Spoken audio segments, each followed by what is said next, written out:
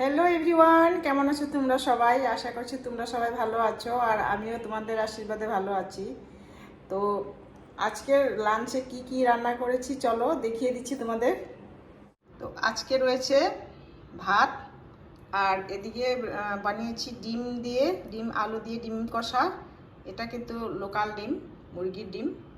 আর এটা হচ্ছে ডাল, লাউ দিয়ে মসুর ডাল বানিয়েছি। আর ভেন্ডি ভাজা, আর দেখতে পাচ্ছ পটল ভাজা, আর গন্ধরাজ লেবু, আর রয়েছে শসা।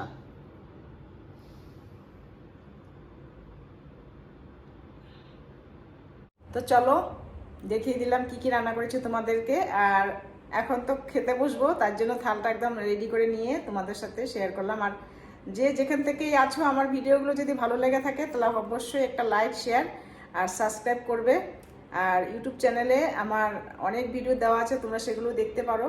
আর আর তো কিছু বলার নেই, আজকের মতন ভিডিওটা এখানেই এন্ড করছি। আর দেখা হবে নেক্সট ভিডিওতে। আর সবাই ভালো থাকবে, সুস্থ থাকবে।